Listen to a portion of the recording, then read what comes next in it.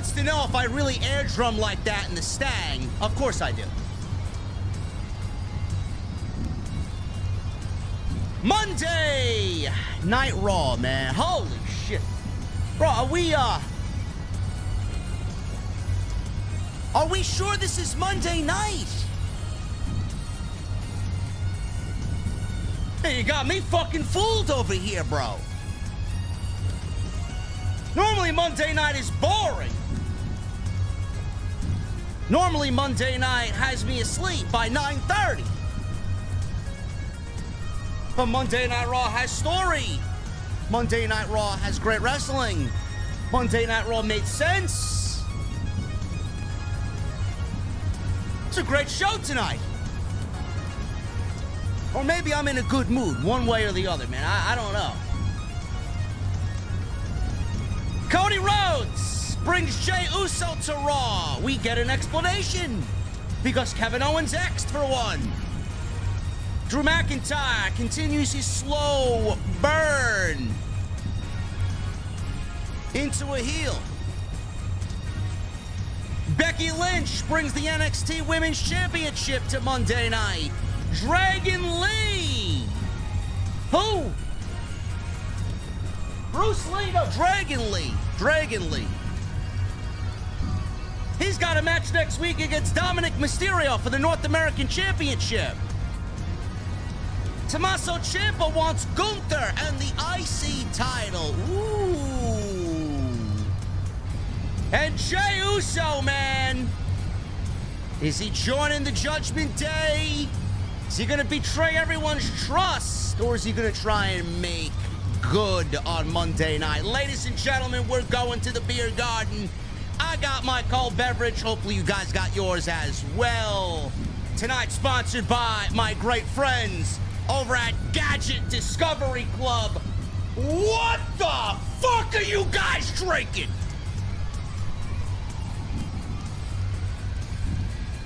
I'll see you over there.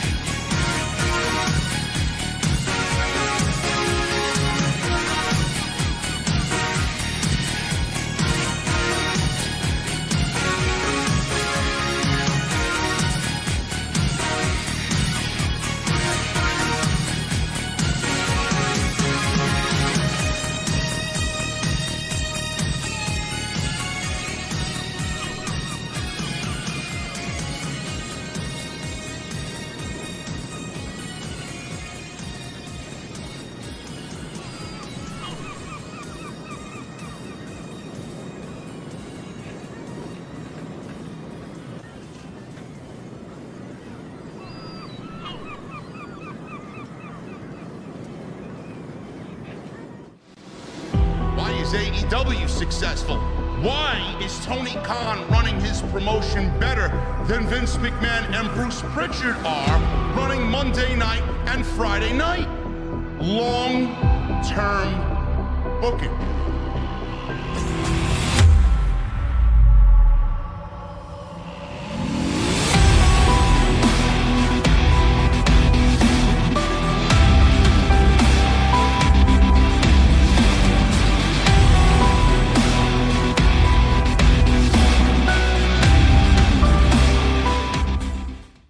What is going on, guys? Thank you so very much for joining me right here on Off the Script. This is your Monday Night Raw post show for September 18th, 2023. I am your host, JD from New York, as always, coming to you live from the OTS Beer Garden. Thank you guys so very much for joining me on your Monday nights, wherever you may be, man. Monday Night Raw, man. Holy shit, man. Whoever was in charge tonight, They stepped into the kitchen and they cooked. It was a very good show tonight, man. Very pleased with what I saw. If Monday Night Raw was like this every week, we wouldn't have a fucking problem. We wouldn't have a problem at all. We got story. We got great in-ring action. We got progression towards Fastlane. Can't complain. Can't complain. Start at the top, man. Cody Rhodes.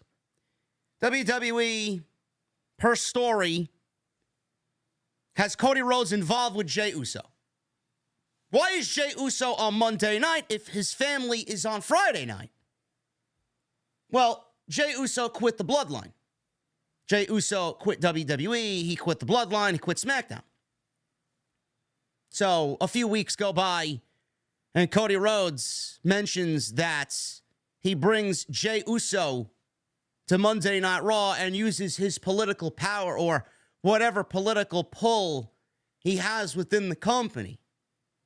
Now, nobody knew where this was going to go, and I certainly hope that SmackDown is compensated with somebody in exchange for Jey Uso. Otherwise, a big part of the story is not going to make much sense. But right now, WWE has, outside of the Gunther and Chad Gable chase, which I love, right now, two of the best stories in all of WWE are on Monday night. That was not something we were saying 6 months ago. Absolutely not. I mean, I'm even flabbergasted that I'm even saying that right now. Jey Uso on Raw. Cody brings him to Raw. And the whole story is, well, can Jey Uso be trusted? Everybody knows exactly what Jey Uso did with his time in the Bloodline. Ruined Drew McIntyre from winning the World Championship at Clash of the Castle. Tried to basically take out Sami Zayn and Kevin Owens and eradicate them. And then obviously, you know the deal with Cody Rhodes. The Bloodline walked out of WrestleMania with the WWE Universal Heavyweight Championship around Roman Reigns' shoulders. And Cody Rhodes was fucked over by all of the Bloodline. And here we have Cody Rhodes basically letting his guard down and trusting Jey Uso on Monday night. But there's one little caveat here. Kevin Owens does not trust Jey Uso. Kevin Owens only trusts Jey Uso because he trusts Cody Rhodes and Sami Zayn. He does not trust Jey Uso. So as far as Kevin Owens is concerned, Jey Uso needs to prove himself on Monday night. I like where this is going. A lot of people tend to think that this is a similar storyline in what's going on with Sami Zayn, Kevin Owens, and the Bloodline, or what was going on with all of those men leading into WrestleMania. But WWE is dead set on getting Jey Uso and Jimmy Uso separated so that they will have a match at WrestleMania 40 in Philadelphia. And they're going about it right now in a very, very nice way. I like it. And this is the story that should be. It's not overly complicated as far as Jey Uso is concerned. Jimmy Uso is a different story. Jimmy Uso and whatever's going on Friday night is very complicated. And I don't think WWE knows where they're going. But the story on Monday night, you know, whether you like it or not, or have a complaint or not, it's very simple to follow. And it doesn't need much to play out on television. Jey comes over to Monday night from Friday night, where he was in the most dastardly group of the modern era in WWE, cheating to win, using Roman's pull to win, and all the things that the Bloodline did. He comes over because he wants to finally stand on his own. He figures out that his family's nothing but trash. He wants to stand on his own. But when he walks on his own and tries to do it on his own, people on the other show are going to say, hey, I know what you did. What the fuck are you doing here? I don't want you here. It's a very simple story to tell. I don't know why anybody wouldn't be interested in that story or would have a problem with that story there. I think it's great. Then you add the Cody Rhodes factor into it. Obviously, everybody initially thought that Cody Rhodes bringing Jey Uso over to Monday Night Raw was going to be Cody's way in to try and get to Roman. That may very well still be the case, but Cody Rhodes has his own problems, and we don't even know if Cody's going to wrestle Roman Reigns at WrestleMania or if that's even in the cards after what we saw on Friday night with The Rock returning to WWE, at least for one night only. Everybody's talking about The Rock and the numbers that he did coming back to WWE and the fact that he may be back to wrestle Roman in Philadelphia. We don't know. But I'm enjoying where this is going. The only thing that WWE needs to do is get someone to SmackDown in exchange for Jey Uso. Who that will be, I have no idea. I hope WWE still has that on the radar. I still hope that's in the cards as far as this story is concerned. Otherwise, it's going to be one big logic gap. And I do appreciate the fact, here's another thing for you. The WWE, how many times have they done switching brands with somebody or several people, and there's no explanation as to why there was a switch, why this person was on one show and now miraculously all of a sudden they're on another show? How many times has that happened? I can't even begin to tell you how many times I fucking called that shit out. It never made any sense, and it was very aggravating that WWE just went about it as if there wasn't a fucking brand split. Yet here we have them explaining what is going on, and with Jey Uso on Raw, people are upset about it. And they even mentioned that there will be a trade that will upset a lot of the locker room, whoever that may be. We don't know. But at least they are giving you a story about this guy coming over from that show and going to this show, and there's an explanation. It might not be the best explanation possible. We'll go over Cody's explanation. It was a little laughable. It made him look like a fucking geek, honestly. But at least there is explanation. Normally, we don't get that. It's too difficult for them to do. They don't give a shit about explanation. Why is the most important question in anything you do? Why? Why are they doing this? Why is Jey Uso on Raw? Why did Cody use his political power to move Jey Uso from Friday to Monday? Why? We got an explanation. Love it. Let's see where this goes. I'm enjoying it. The other interesting thing on Monday night was the continued slow burn of Drew McIntyre from babyface to heel, man. I don't know what you guys were thinking about the ending of the show. Drew McIntyre wrestled Jey Uso. Drew McIntyre got a very emphatic win after Jey Uso basically said, fuck you, to the Judgment Day. He used that distraction to Claymore kick Jey Uso, 1, 2, 3, and Drew McIntyre secures a victory in the main event of Raw tonight. Judgment Day attacked him 3-on-1. Drew McIntyre looked back. He thought. He walked away. He looked back some more. Thought about it. Judgment Day saw him looking, and out comes Cody Rhodes. Drew McIntyre did nothing. Drew McIntyre did nothing to save Jey Uso. That was a very interesting little ending to Monday Night Raw. Now, I don't know what you guys were thinking, but in the back of my mind, I'm hoping, man, oh man, I hope Drew McIntyre turns heel. Man, oh man, I hope Drew McIntyre goes back to the ring and delivers a Claymore kick to Cody Rhodes, solidifying his heel turn. That's what I thought was going to happen. That's, in fact, what I wanted to have happen. We didn't get that. Hopefully, WWE is building towards that because, holy shit. Does Cody Rhodes need something substantial to do on Monday Night Raw? A heel Drew McIntyre is absolutely perfect for Cody Rhodes on Monday night to bide his time and hold him in a nice little feud for the rest of the year. I think that would be fantastic. Honestly. What that means for Survivor Series, I don't know. But I'm liking where Drew McIntyre sits right now because his I don't give a shit attitude is very entertaining to me. This is a different side of Drew McIntyre. Normally, Drew McIntyre is the hero baby face, and he's going to stand up for what's right. Drew McIntyre can't be bothered with this shit, and he doesn't give a shit anymore. I like that. After all the years of trying to do what is right, he sees Jey Uso on Monday Night Raw as wrong. He took care of Jey, and now he's going to target the man who brought Jey Uso here. Again, simple storytelling. That's all he needs to turn heel. A Claymore kick to Cody Rhodes should solidify that, no question, for Drew McIntyre, man. I love that. I think that's great. Jey Uso also teasing joining the Judgment Day. I like that as well. We all knew that wasn't going to happen. I think that would be a ridiculous creative decision. But Judgment Day is going to be involved in all this going forward, whether it's with Jey Uso, Cody Rhodes, the Bloodline, the new Hurt Business. I don't know what's going on with all these different factions. I don't know how they're going to all be intertwined together.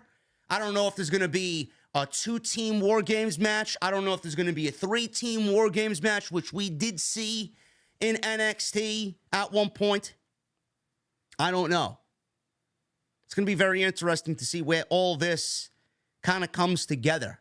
But using the Judgment Day, the reason why WWE is using the Judgment Day on Monday, on Tuesday, on Friday, it's because they are the most solid act right now. They are the most complete act in WWE, and they want to ride that wave of momentum on Monday, on Tuesday, and on Friday. That's why they took the titles off of Sami Zayn and Kevin Owens.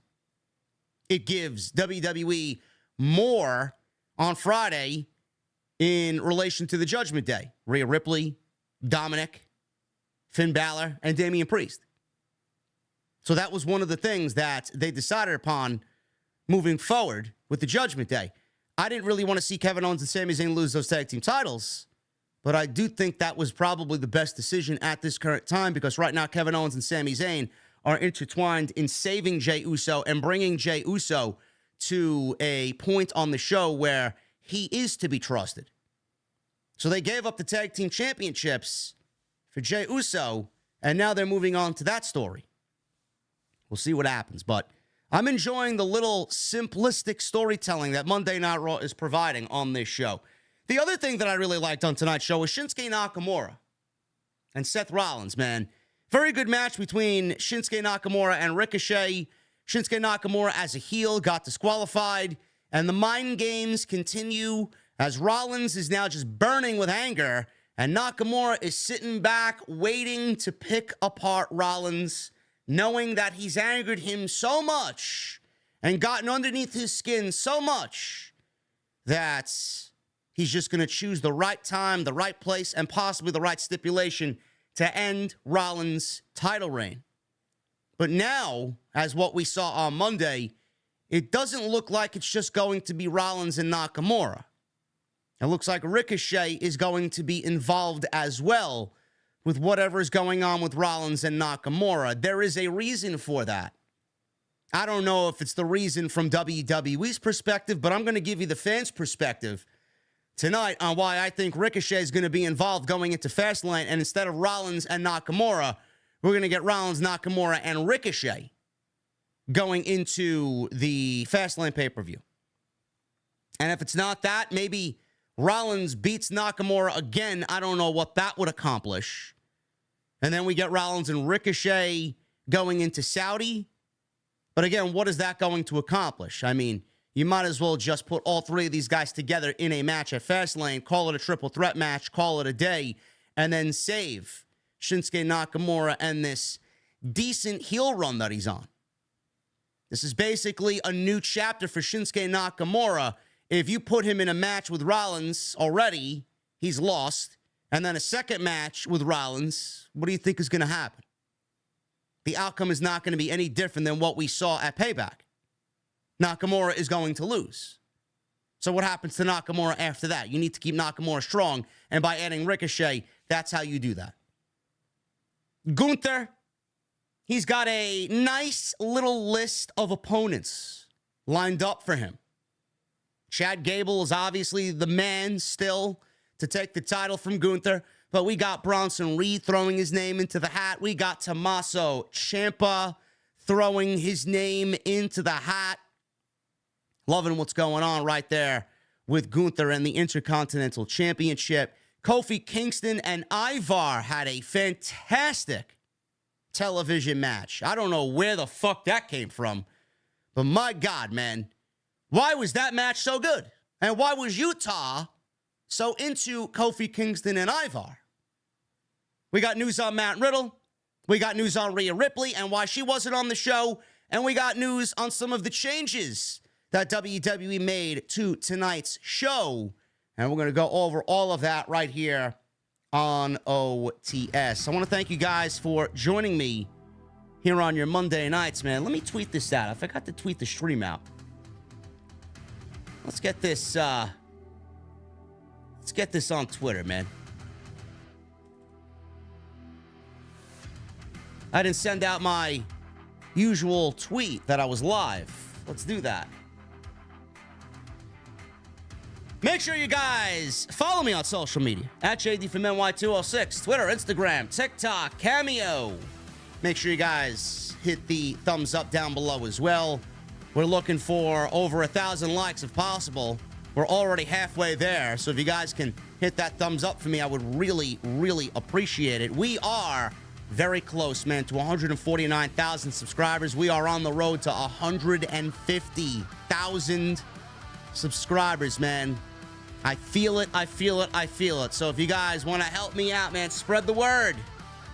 Spread the word, whether it's on social media, on YouTube, on some Facebook group, Instagram, TikTok, you name it, man. Help out the podcast, and let's get to 150,000 subscribers.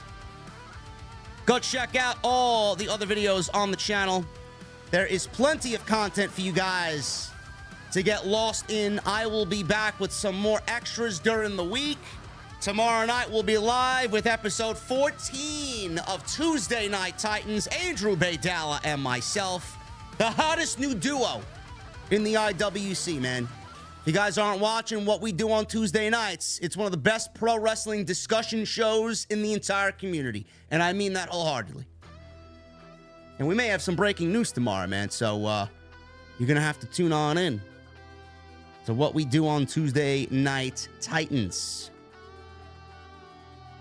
Make sure you guys get those super chats in. We'll hang out at the end of the show, as always, in what I like to call last call. Memberships are open. Get them on in. Always looking to add new members to the channel, VIPs to the OTS venue. And tonight's show is sponsored by my new friends over at Gadget Discovery Club. I got a box of goodies here, man. I don't know what the hell's in it, but we're gonna unbox this thing. We're gonna open this thing live on the stream tonight. And if you guys want to check out Gadget Discovery Club, man, you guys can go and do that, as they have quarterly or annual plans. And when you sign up for any one of those plans and you use the link that I provided in the live stream chat, I pinned it at the very top, or you use my promo code JDfromNY, you're going to save $20 off of your first plan. And I know you guys like tech, man. I love tech, man. I'm buying a camera every time it comes out. I'm buying a microphone every time it comes out, man. I got all the shit that you need to make a podcast and a YouTube channel look fucking great, man. And Gadget Discovery Club, man, not only that, if you love tech, but, man, Christmas is coming up, man. We're already through the month of September. We're going to blow through October and November, man. Christmas is coming up. This is going to make one hell of a gift, honestly. So we'll unbox this bad boy a little bit later on in the show, but make sure you guys go visit Gadget Discovery Club. Link is in the live stream chat. Go and check it out, man. I'm excited to see what's in there. I really am excited to see what's in there, man. So let's look forward to that as we get on with the Monday Night Raw post right here on OTS. Couple pieces of news, man, before I get into the actual breakdown of the show. Two pieces of news that I want to go over here. First of all, Rhea Ripley. She was not on the show. We see Nia Jax on the show tonight. I know that didn't really sit well with a lot of people. Everybody was hoping that it was a troll last week or some sort of mirage. Maybe she wasn't real. Maybe she was like that lady on the airplane. That motherfucker is not real! I was hoping so. I don't know. But Rhea Ripley was not at this week's Raw. Where was she? She was in Australia with Buddy Matthews. WWE will be announcing tomorrow that they will be running a major event at Optus Stadium in Perth, Australia. This would be WWE's show in Australia in 4 years. The first show in 4 years. It makes sense for Rhea Ripley to be there to do local interviews. And then obviously she's selling the attack from Nia Jax last week, where it's stated that she has bruised ribs from Nia Jax. You can see why. This is obviously big news. WWE is going to be running Perth, Australia. Don't know when. We got Saudi coming up on November 4th or 5th. I forgot the date. Crown Jewel, I believe, will be the name of that show. WWE obviously has Fastlane in October. And then we have Survivor Series in Chicago, which is going to be one hell of a show. Don't know what's going to happen there. Obviously, the rumor of CM Punk is going to be accelerated as we get closer to the show, being that the show is in Chicago. I don't know if WWE is going to have a show in December. Last year, they did not have a December pay-per-view. I don't know why we need a December pay-per-view. I think that would be great for WWE to not have a December pay-per-view. We go right into the Royal Rumble. WWE may actually have their show in Australia take place in February, is what I'm envisioning. And Rhea Ripley is obviously there to do some, public relations for the WWE. Obviously, she's from Australia, and she's there with Buddy Matthews. I think John Cena is there as well, doing his thing for the WWE, selling their show. So those two reasons are why Rhea Ripley was not on Monday Night Raw tonight. If you saw another superstar not make Raw tonight after it was reported that he would be on the show, Matt Riddle was expected at WWE Raw. He was not seen backstage. Matt Riddle was expected back on Raw tonight, but that obviously did not happen. It was around 4 p.m., and he still wasn't at the venue for Raw. PW Insider reported today that despite being expected back with the Raw brand after his little stunt at JFK Airport here in New York City, where he was disorderly and reportedly drunk coming off of an airplane as WWE just finished their India Superstar spectacle, Riddle is not seen, or was not seen, today backstage, and this was as of 4 p.m. Eastern Time. Now, what this means, obviously, is anybody's guess. I don't know if he was there and just simply wasn't used. I don't know if he opted to no-show the show. I don't know what's going on, but he did not make the show. Like I said, Riddle was involved in an incident at JFK Airport just over a week ago where he claimed in an Instagram post that a Port Authority police officer sexually assaulted him. Riddle later deleted said post. The accusation led to the Port Authority to conduct an investigation, and TMZ reported that Port Authority were shocked by Riddle's claim. The police say that they were called about a disorderly person getting off a plane and that it was Matt Riddle. He then tried to use his WWE superstar status to try and weasel himself out of the situation. TMZ noted, per sources, that Riddle also seemed apologetic after it was all over and was free to go without incident. The since-deleted Instagram post was published after all of this went down. Riddle was not at last week's Raw. That was reportedly because of an illness. Now, I don't know. He still may be ill. I may sound okay, but I'm actually still under the weather myself. I am not fully recovered from what I was dealing with or whatever I had contracted in London. So I'll be going to the doctor tomorrow. I have a possible ear infection. I can barely hear out of my right ear. With my headphones on, I'm hearing myself in my headphones just to make sure the sound is okay, and I only hear sound coming out of my left ear. I thought I was going deaf. It's probably an ear infection. I'll be going to the doctor. Hopefully they take care of that tomorrow. But Riddle may still be ill. I don't know. I hope it's not anything more serious than that. I hope Riddle is not throwing his WWE career away. I hope that's not the case. because that would be a shame. Riddle's got all the talent in the world, and it looks like Riddle, potentially could be letting his demons take control again. And I don't want to see that happen. So hopefully he is back with the brand soon. He gets well soon, and he gets his career back on track. So we will see what happens with Matt Riddle. But Rhea Ripley and Matt Riddle not at the show tonight. Monday Night Raw. We're going to kick things off on Monday night with Cody Rhodes. He's the first thing that we see on the show tonight. And he was scheduled to take on Dominik Mysterio on Monday night. Again, I know. Cody asked the fans, what do you guys want to talk about? I don't know, Cody. How about we talk about The Rock potentially taking your main event spot away at WrestleMania? I think that's a good starter, huh? I'm sure Andrew Baydala and myself will talk about that tomorrow night on TNT episode 14. He said last week he was interrupted, but he still wanted to talk about Jey Uso. Great. I want to hear you talk about Jey Uso as well. Dominik Mysterio interrupted. After saying the Judgment Day is the most dominant faction in WWE, he said Rhea Ripley wasn't there this week because she was hurt by Nia Jax. He said that he will be dedicating his victory over Cody later to Mommy. Cody asked the fans if they heard him. They shouted no. Cody asked him to repeat that. Dom kind of awkwardly said, no, I'm not going to repeat that. Cody then repeated what Dom said instead.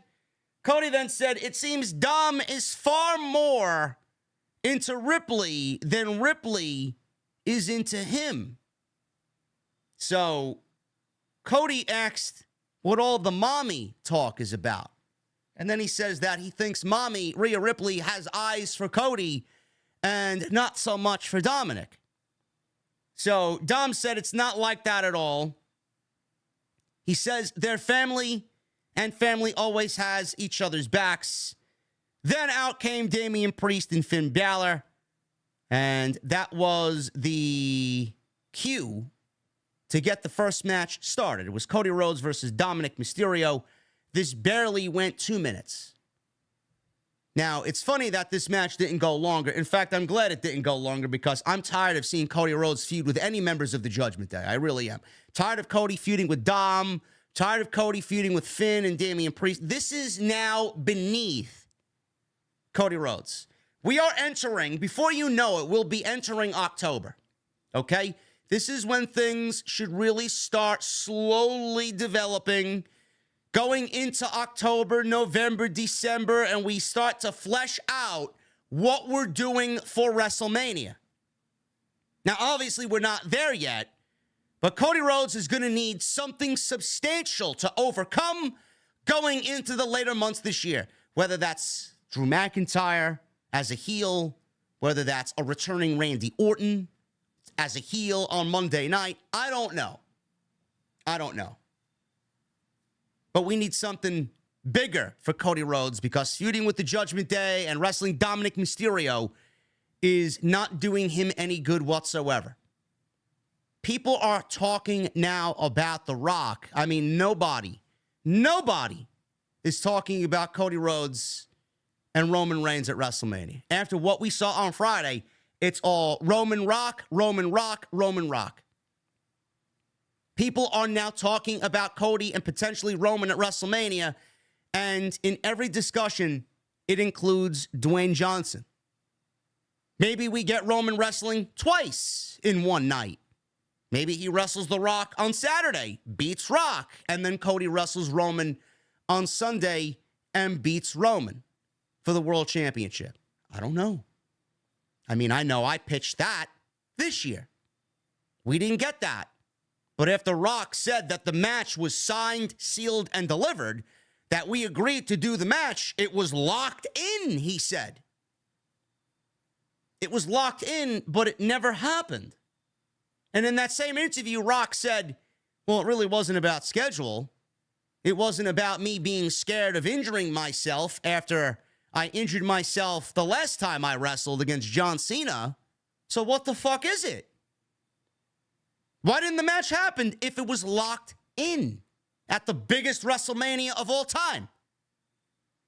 And I explained this on Saturday when I went live for the SmackDown live stream.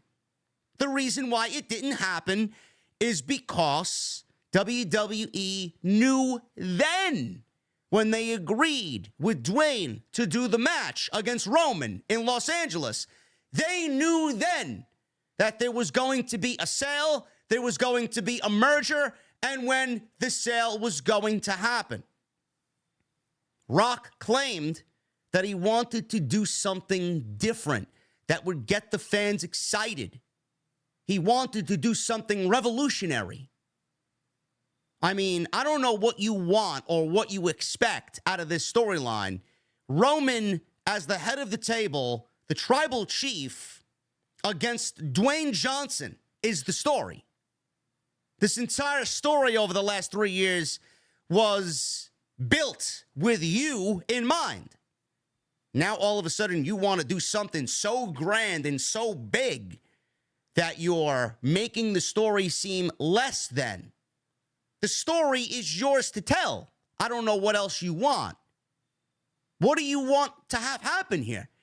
Go into WrestleMania, do your job, and put your cousin over.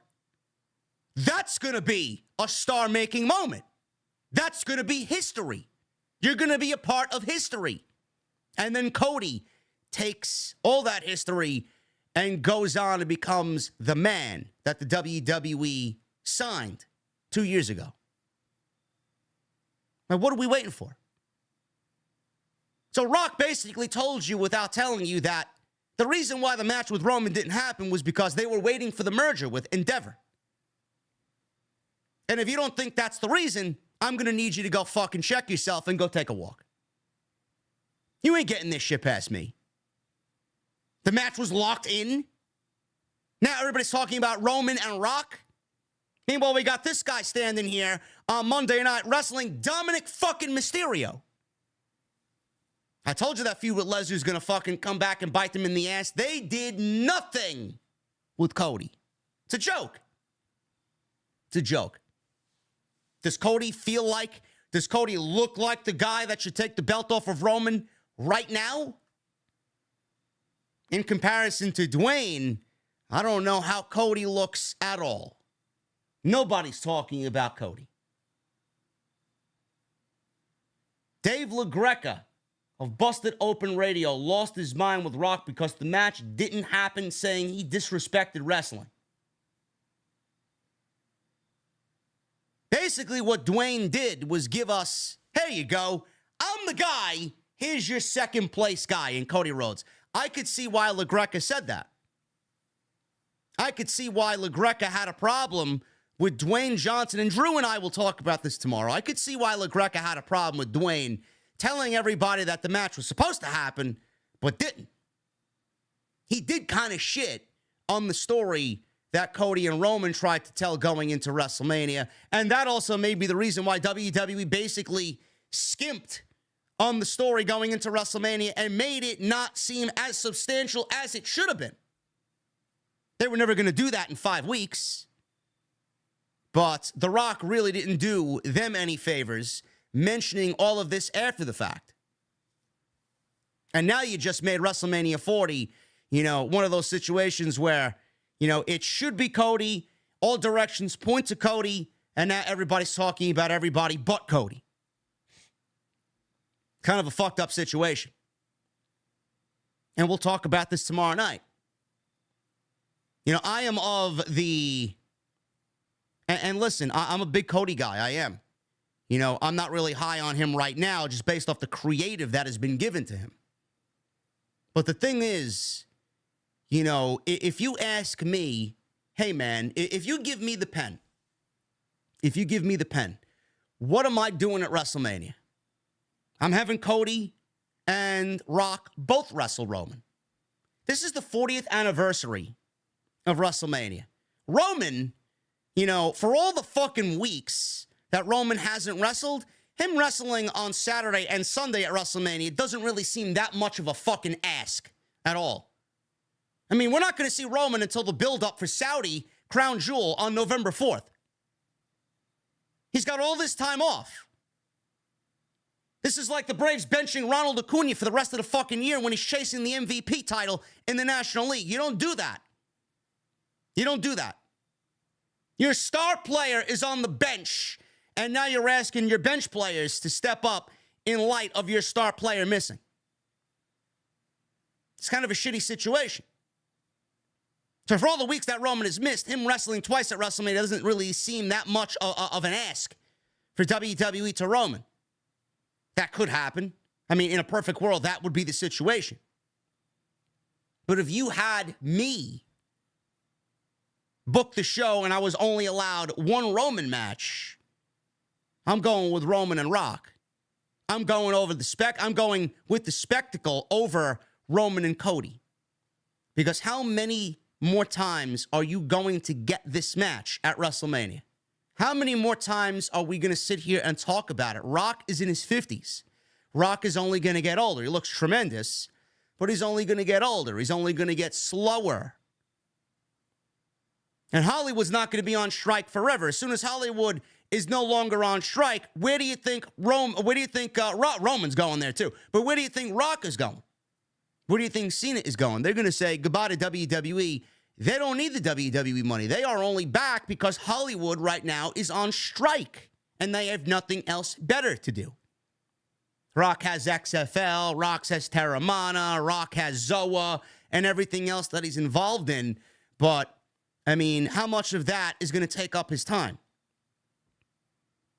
Rock and Roman should be the priority for WWE if they are able to do it. Cody's going to have to take a back seat.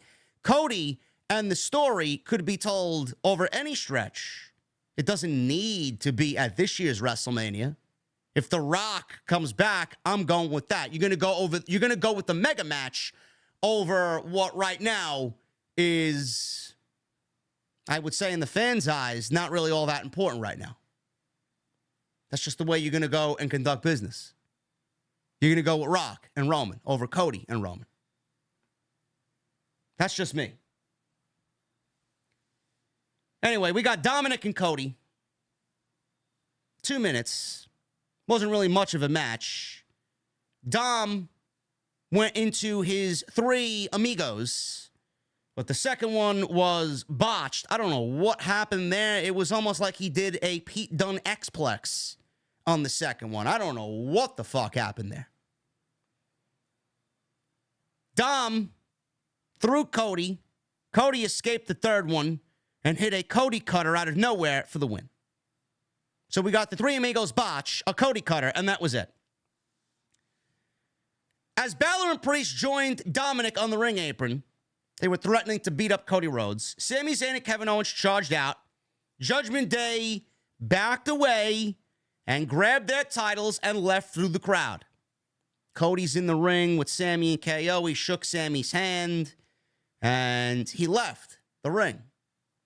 KO asked to cut Cody's music, and KO said, Cody, I want you to come back to the ring. I have to ask you something, and there's something that I've been meaning to talk to you about. So we go to commercial break. We come back from commercial break, and Cody's in the ring with Owens and Zayn. Cody standing there next to Sami, and KO is sitting on the top turnbuckle. He asked Cody why he thought it was a good idea to invite Jey Uso to the locker room on Monday night. He said he's not the only one concerned, noting a lot of people in the back questioned Cody's decision. Cody said part of his job is making the fans happy. That doesn't really explain why you brought Jey Uso to Monday Night Raw, though. He asked the crowd if they liked Jey Uso. The crowd obviously cheered. Jey Uso is very over. Jey Uso feels and looks like a superstar on Monday night. Cody said Jey Uso is one of the best in the world and deserves a chance to show that he has changed. Sami told KO, listen, I always have had your back. But he and KO have given each other second chances, and he believes Jey deserves a second chance. Obviously, Sami's going to stand up for Jey Uso because he was closer to Jey Uso than Kevin Owens was. KO says, I'll pretend that Jey Uso didn't ruin Sami Zayn's chances of beating Roman Reigns in Montreal for the Universal Championship. I'll pretend Cody didn't get fucked over by the Bloodline at WrestleMania, where they screwed him out of the Universal Heavyweight Championship in the main event of WrestleMania 39 when he was in the Bloodline.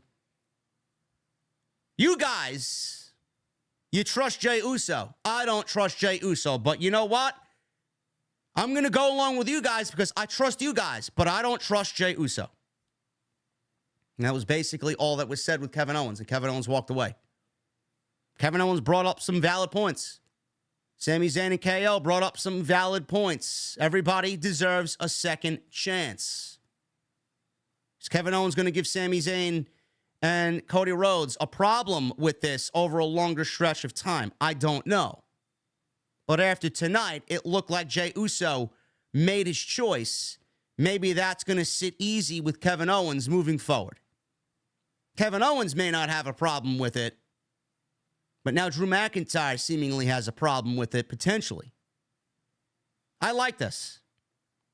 Cody didn't really give much of an explanation. He says he's there to make the fans happy.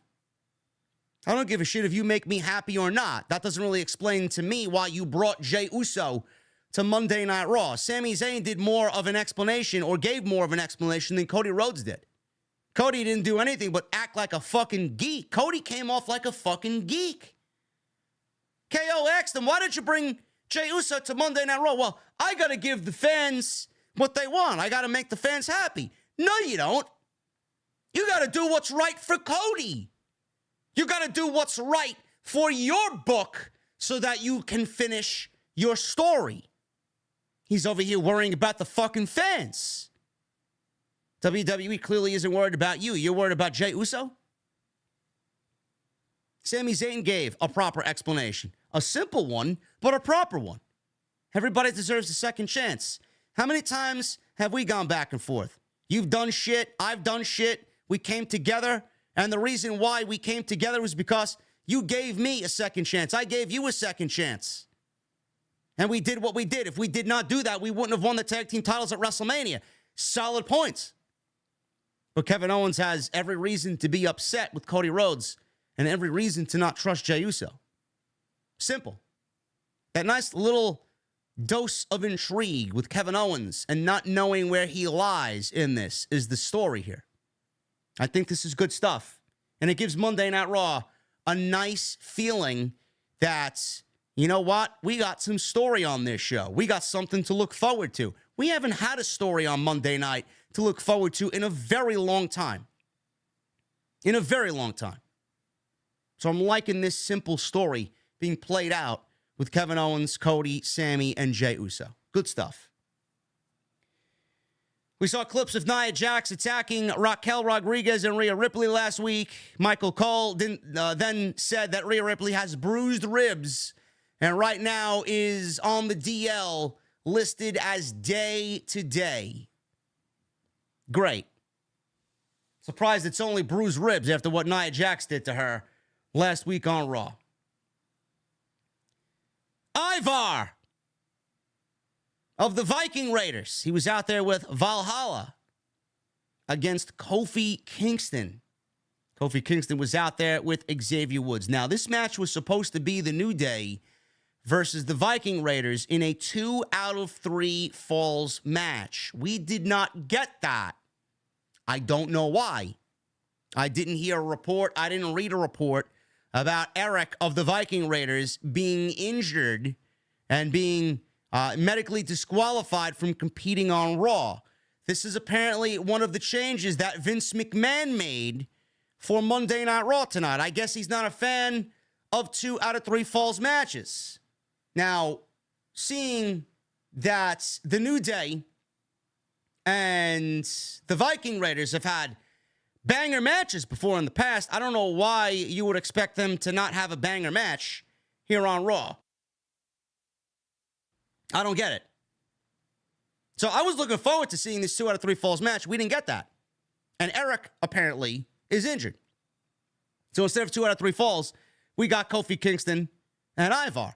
Now, again, I like the way that WWE actually, instead of just changing something without mentioning it, you know, like it would have happened in the Vince McMahon administration, you know, you get something announced and then something happens on the show that is nowhere near what was announced and changes are made and you get no explanation. But last week I saw a graphic for the Viking Raiders versus the New Day and now something else has happened and we get no explanation.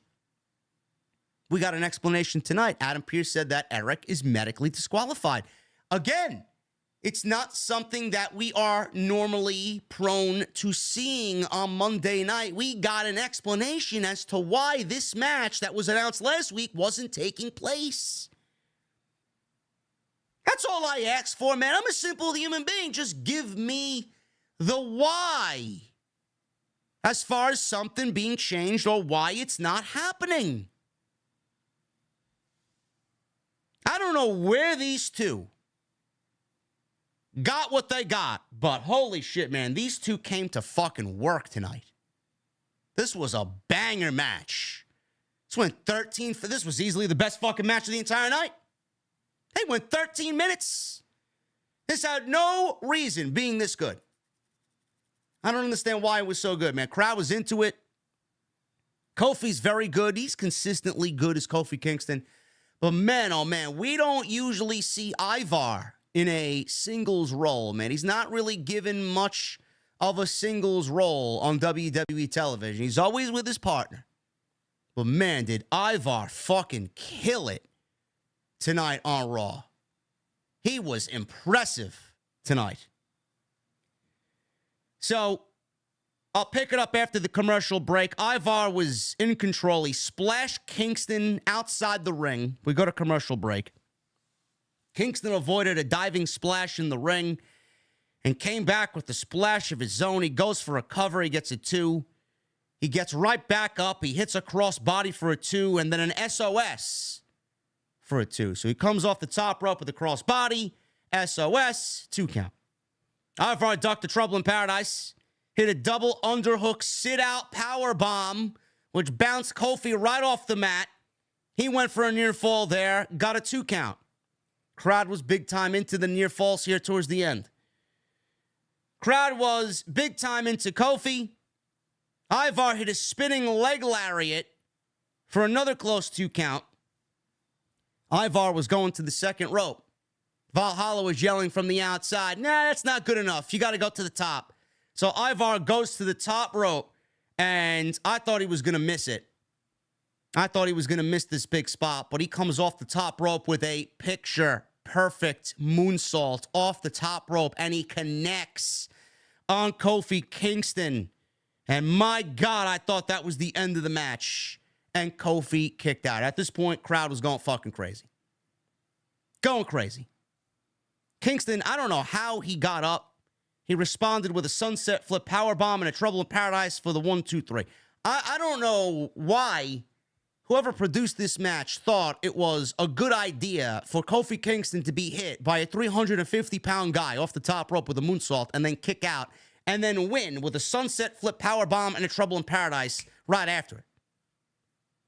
Like, what are we doing? What are we doing? The ending was a little outlandish. I mean, it was a beautiful moonsault. It was a great spot. I love the reaction. But, I mean, give me a break. Give me a break. Kofi Kingston wins 1, 2, 3 with Trouble in Paradise. Best match of the night. Maybe next week, if Eric is medically cleared, maybe we'll get the 2 out of 3 falls match with the New Day and the Viking Raiders. Or maybe they'll save it for Fastlane. I have no idea. Maybe they will save it for the pay-per-view, which... at this point, with the matches that the Viking Raiders have turned out, and the New Day is always consistent, I'd like to see it. Give them a spot. Jackie Redmond interviewed Ricochet. Apparently, Ricochet has the nickname of the highlight of the night. Ricochet warned Shinsuke Nakamura not to look past him. Nakamura made it personal by attacking him with a chair. Ricochet then said, if it's games you want to play, Let's go ahead and play them, because I'm the cheat code, and tonight it's game over. Ricochet pulling out a little Triple H in his promo, huh? There you go. Nakamura. He makes his way down to the ring. He stood on the apron, and all of a sudden, Seth Rollins. Seth Rollins is obsessed with Shinsuke Nakamura. Adam Pearce is out there trying to reason with him. Security ran out. Rollins ran past all of them. And after Nakamura, who managed to avoid him and hide behind the security held Rollins back as Nakamura began to taunt Rollins, knowing that Rollins wasn't going to get anywhere near Nakamura tonight, with the staff separating them and keeping them apart. So we got Shinsuke Nakamura and Ricochet. Like I said earlier, this one ended in a disqualification. This one, the heel got himself disqualified against the babyface. And it actually played very well into the ending of the match. I thought this was great. Nakamura was in control. Ricochet was on the defensive. He started to make a little bit of a babyface comeback. He hit a big dive. We go to commercial break. Nakamura back in control after we come back from commercial break. Ricochet fought back with a big handspring elbow and a big springboard cross body for a 2 count. Nakamura tried to attack Ricochet with a chair, but Ricochet ducked and hit a super kick. Ricochet then hit Nakamura with a chair for the disqualification. So that was the big moment in the match. Chair shot, DQ, Nakamura gets himself intentionally disqualified. Ricochet argued with the referee until Nakamura kicked his ankle from behind.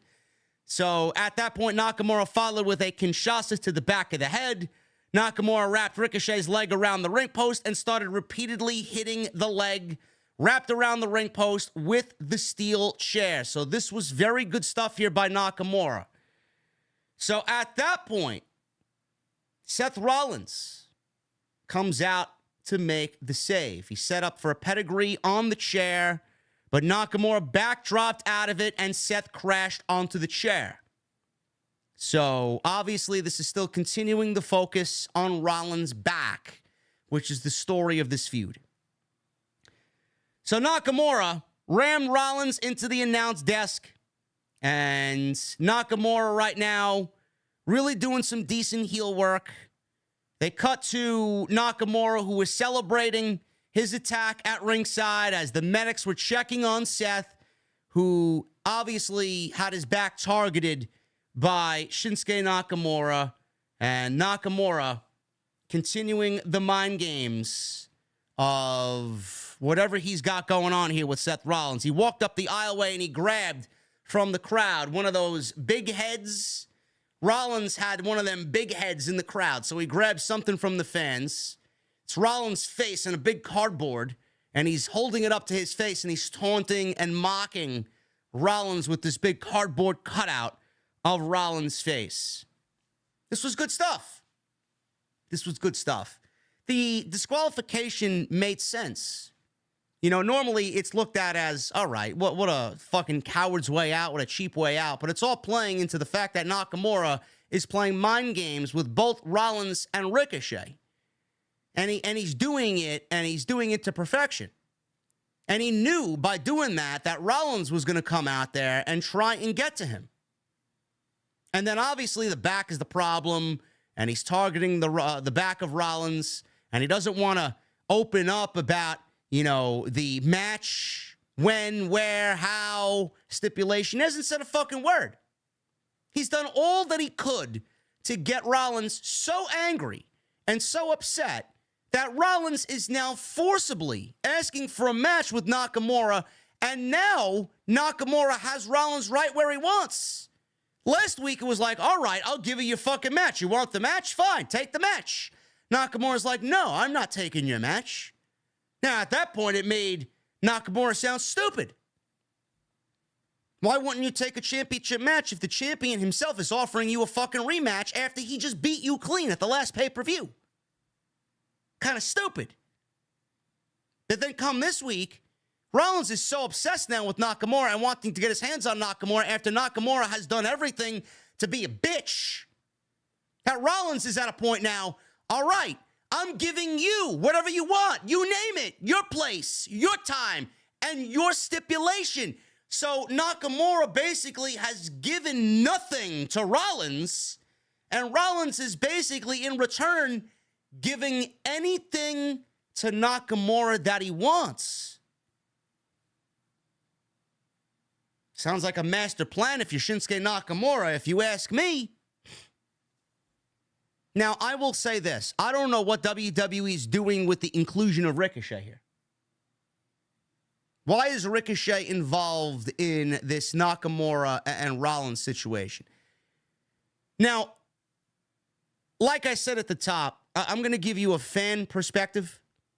I don't know if this is WWE's way of thinking or if this is their mentality or not, but this is what I'm thinking. I have no interest, zero interest, in seeing another Rollins and Nakamura match.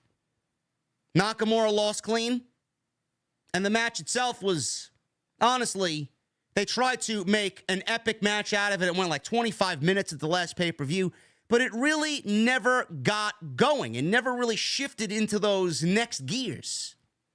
It was kind of boring. It was a fine match, but it's nothing different. It was nothing out of the ordinary. It was nothing that really captured the excitement of what a championship match should be. So if you're asking me as a fan, do I want to see another match with Nakamura and Rollins based off what we've seen on TV building towards Fastlane? The answer is no. I don't.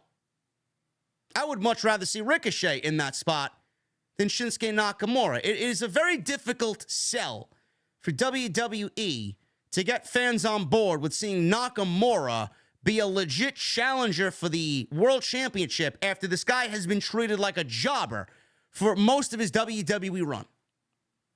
He's done nothing substantial. WWE at no point outside one time, which was back in 2017, and maybe his feud against AJ, 2 times, maybe, did they make Nakamura a potential world champion on the main roster. And in both opportunities, he failed. So now all of a sudden you want me to take Nakamura seriously as a world champion and someone that could beat Rollins for the world championship. Now, I don't trust WWE creative to do the right thing. You did this man dirty for how long? And now you want me to sit here and accept Nakamura as a fucking heel because he's playing a decent heel now in 2023? Doesn't work that way. I'm not excited about what we watched at Payback. I'm not excited to see another match going into Fastlane. But if you include Ricochet, if you put Ricochet and involve Ricochet in this thing and make it a triple threat match, now we're talking. Because Ricochet right now, he is the key to prolonging Nakamura and his heel run. Because if Rollins and Nakamura go into a one-on-one match with a stipulation at Fastlane and Rollins wins again, what does that mean for Nakamura's heel turn? What does that mean for Nakamura's character? He goes right back to being a loser. You lose 2 times in a row clean to Rollins, even after Rollins gives you the floor to have the match take place when you want, where you want, and even with your stipulation of choice, and you lose, might as well take Shinsuke Nakamura off of television if that is the case. Dead. Now, if you put Ricochet in there and you make it a triple threat match, not only does it make the match better, not only does it make the match more interesting, but at that point, you protect Shinsuke Nakamura because you could do a myriad of things. You could do different things to protect Nakamura and also protect Ricochet in that match as well if you want to give Ricochet the next shot at Rollins one-on-one. Which could be the case because that's the safe bet going into Saudi Arabia. If WWE needs a championship match at Crown Jewel for Rollins, it could be Rollins and Ricochet. I'm just spitballing ideas here. I don't know. But the main thing here is to protect Nakamura. I don't know how you do that if you give me a one-on-one match and he has every choice under the sun about what he wants out of this and then loses. It's not really a good look. So we'll see what happens there. Going into Fastlane, will it be one-on-one? Will it be a triple threat match? We'll see what happens with Nakamura and Ricochet with Seth Rollins.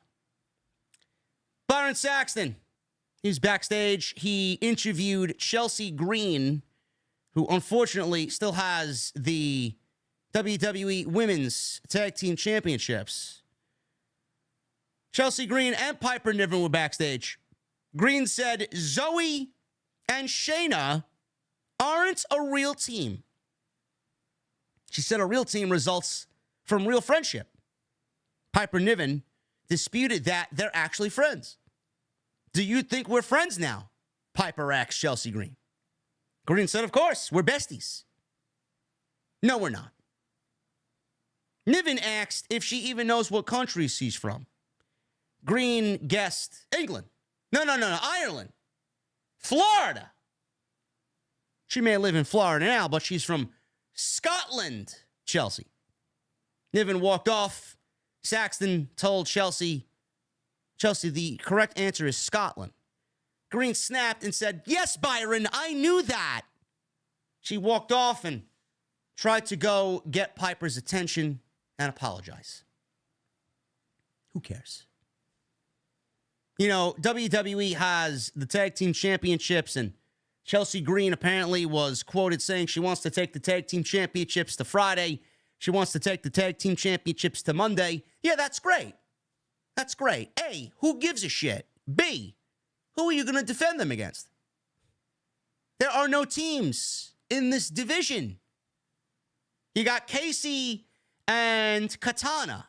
Or not, no, that's the same person. Caden and Katana. I can't stand Katana Chance, man. The fucking name. Casey Catanzaro. Casey and Caden. You got them. You got them. But where are they? WWE hasn't used them in weeks. There are no other teams on the main roster at all. Then you go to Friday night. There's not one fucking team on Friday night that I would even dare put in the ring and put them in a title match. It would just be a makeshift tag team. Then you go to NXT. I don't know what NXT tag teams exist on Tuesday night, but none of them are absolutely worth a fucking dime. And if there are teams, I'd be shocked. I don't know what we're doing here, man. We're playing Ring Around the Rosie with the tag team championships, so much so that Shayna Baszler and Zoe Stark are the newest experimental tag team here in WWE. And this is the match. Chelsea Green and Piper Niven versus Shayna Baszler and Zoe Stark. Remember when geeks told me that Zoe Stark was going to be propelled to the next level and was propelled to the next level because she was paired with Trish Stratus on Monday night? Where are these people now? Where are these people now, man? When are you geeks going to understand that when I say something, it probably will result in me being correct? Zoe Stark, right? Oh, yeah, man, Zoe working with Trish was a great move. Yeah? Now she's teaming with Shayna Baszler against Piper Niven and Chelsea Green for the most useless titles in the sport. Yeah, man, what a creative move there, man. Wow, she really moved up that ladder quick, huh? Match goes 4 minutes, ends in a no contest because Nia Jax wanted to feast on more bodies. Nia Jax attacked Piper Niven, threw her into the ringside steps, and causes a disqualification or a no contest, a DQ, whatever the case may be. Nia Jax landed a Samoan drop on Zoe Stark, followed by a running senton. Chelsea Green stood up. Nia Jax grabbed her and threw her across the ring, and then she delivered a hip attack. Not like Toni Storm's hip attack, but a hip attack nonetheless.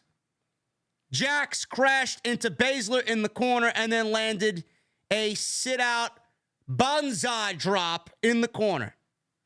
And apparently Michael Cole called that move the Annihilator. the Annihilator. Nia Jax annihilated Shayna Baszler. Jax began walking to the back, and the commentary team said no one is safe and she'll take out whoever she wants. The division is on notice. She's not like most girls. Great. 2 weeks of Nia Jax on WWE. And unfortunately, it is not a mirage. It is not a dream. You guys didn't dream it. It's legit. It's real. She's here in the flesh. And we're all very sad. We're all very sad. I don't know how Nia Jax is going to make the division better, but here we are. Jackie Redmond interviewed Jey Uso backstage. She asked about what KO and Drew McIntyre had to say about him. Jey said, "It's all good, Jackie. It's all good. It's all good, Us." He said, he's got a big red target on his back. And then all of a sudden, Damian Priest walks in.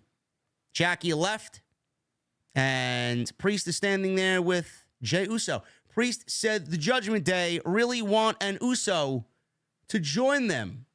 He said the crew was pushing for Jimmy, but he wants main event Jey. He says it's not his decision because it's not a dictatorship. He said the Judgment Day is a family.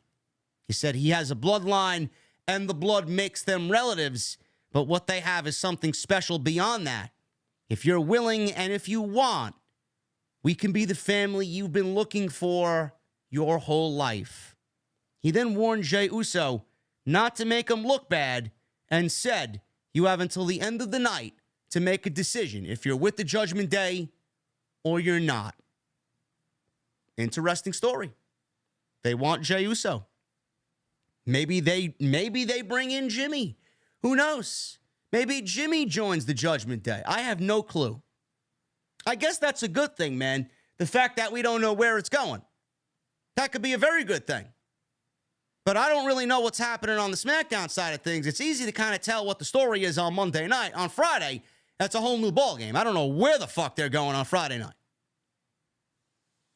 So Damian Priest wants Jey Uso in the Judgment Day, and he's got till the end of the night to give us an answer. Adam Pearce, he was on the phone backstage talking about what was going on with somebody. Seth was being evaluated in the trainer's room. Nia Jax is running through the women's division. And Chad Gable walked in. He asked how Seth Rollins was doing. And Adam Pearce told Chad Gable, yeah, he's hurt. I don't know why Chad Gable gives a shit about Seth Rollins, but he's hurt. He asked Pearce that he wants another match with Gunther. What do I got to do to get another match with Gunther for the Intercontinental title? Pearce said, well, listen, you lost, so you have to earn your way back in. In walks Bronson Reed and says he should move to the back of the line. Gable said he made a career out of suplexing guys the size of Bronson Reed, so he'll make him next. So they yelled at each other. Adam Pearce booked the match, and we got Chad Gable versus Bronson Reed tonight on Monday Night Raw, which was the next match. Chad Gable versus Bronson Reed. This match went about 9 minutes, and Chad Gable lost clean to Bronson Reed. Reed dominated most of this match, and after a commercial break, Gable started to make a comeback. He had a big diving headbutt for 2. Bronson Reed tried a senton, but Gable got his knees up. Gable sold his knee. Obviously, they did the selling of the knee because they were going to tease the chaos theory on Bronson Reed. He tried it, and he failed. He tried to suplex Bronson Reed, did not get him up. Reed, this was fucking crazy, man. Bronson Reed, in the chaos theory, right? Chad Gable couldn't get the German suplex on Bronson Reed, so he jumps on Bronson Reed's back, and Bronson Reed on... I don't know what the hell happened here, man. I don't know why this looks so bad, but it looked terrible. He jumped up on Bronson Reed's back and then delivered a fallaway slam, crushing Chad Gable on the way down, man. So just envision Chad Gable on Bronson Reed's back and Bronson Reed falling straight back. Crushed this man's insides, man. I don't want to know what that man was feeling after that big splash. Unbelievable. So then after that, he moves Chad Gable over to the corner. He goes up top. And for the first time, I think on Monday Night Raw, Wade Barrett with the signature tsunami call on commentary. And he actually delivered the tsunami on Chad Gable. Crushed him like a fucking bug. 1, 2, 3. And Chad Gable loses clean on Monday Night Raw. Listen, man, Chad Gable's eventually going to get his championship match, but it ain't going to be easy for him. There's got to be some story there, right? You just can't have him win a match and then go right back into the IC title hunt. It's gonna be a little bit. They got some time to do this. They really got some time to do this. You can't have it happen immediately, right? WWE's got 2 pay-per-views before Survivor Series. They got Fastlane and they got Saudi. And Gunther is going to be a part of both of those shows. So with Bronson Reed beating Gable, this is good. I think this is a good start. Chad Gable could work his way up. How we get him to work his way up, I don't know. But Bronson Reed and Gunther, man, if that's where the direction's going for one of these 2 pay-per-views, you have absolutely no complaints from me whatsoever. Bronson Reed versus Gunther could be a banger match. 2 guys like that, man, delivering a nice 12-minute, fucking 13-minute great match on pay-per-view. I think that would be fucking awesome. Then you got the Tommaso Ciampa factor. He's already eyed Gunther as well. You got Gunther and Tommaso Ciampa, man, that smells of black and gold. I mean, you want to go and throw back to the black and gold era. There you go, right there. Ciampa versus Gunther. What a fucking match that would be. I even said Tommaso Ciampa would be a prime candidate to take the belt off of Gunther. Now, I don't think they're going that way, but if we're getting a match out of it, again, you get no complaints out of me. But they're going to need to separate Gunther and Chad Gable for the time being. Now, where this match, it's going to happen. I mean, they're making a big deal. Gable's already promised. Like, I swear to God, I'm going to beat you for the title. And they brought his daughter into the situation, which Gunther is now relishing. He's like, I mean, the look and the crying of Chad Gable's daughter brought a smile to my face. I mean, as a heel, you're not going to have that just fucking fly underneath the radar. You're not going to, as a babyface, you're not going to have your daughter crying front row and then not want to seek revenge and get revenge on the dastardly heel who's now relishing in the fact that he put a fucking, crying daughter in the front row, having her sit there with tears running down her face because her father lost the title match. I mean, he's going to have to get his revenge at some point. But how do we get there? When does that happen? I mentioned the Royal Rumble. It may be too far. But how about we take Chad Gable and Gunther? Give us that match. Gunther could run through Bronson Reed. Gunther can run through Tommaso Ciampa. And then right into Survivor Series. I mean, it's the perfect setting. In Chicago, a rabid wrestling city like Chicago, getting behind Chad Gable at the Survivor Series with a 30-minute Iron Man match stipulation attached to it. Survivor Series. Who will survive? I love it. I love it. I think Survivor Series is the place to do it. You got other people saying Royal Rumble, which is fine. But I don't want to wait that long for a Chad Gable and Gunther match. Survivor Series seems like the perfect setting for that to happen. Or maybe we get a fatal 4-way. Maybe we get Gunther versus Bronson Reed versus Chad Gable versus Tommaso Ciampa at Survivor Series. Again, I don't know. But like I said in the beginning, Gunther has no shortage of opponents for the Intercontinental title. But I kind of like the whole marketing scheme behind Survivor Series. Who will survive, right? 30-minute Iron Man match. Gunther, Chad Gable, book it. Kind of like that, man. We'll see what happens. Moving on with the rest of the show. Tommaso Ciampa, speaking of which, was backstage. He talked about playing a long game and waiting for opportunities on Monday Night Raw. But after waiting, he learned that patience is a crutch. He said Gunther has what he wants, and he's coming for it. In typical Tommaso Ciampa fashion, he knocked over his chair, and that's the way the promo came to an end. Becky Lynch. She's got a new piece of hardware. She has a new precious, my little hibiscus, my lemons. Becky made her way out to the ring. You know, she's the new NXT Women's Champion. Great. She said becoming the NXT Women's Champion wasn't on her bingo card this year. Yeah, neither was it for anybody else, Becky. But now she is the champion. She wants to elevate it. Really now, you want to elevate the title, right? Wow, man. I don't see it that way. I don't see it that way. What are we actually elevating? You know, for the fucking geeks online with short-term memory, they look at this as, oh, well, they're bringing awareness to the NXT brand, JD. Becky Lynch is going to make the title more important, JD.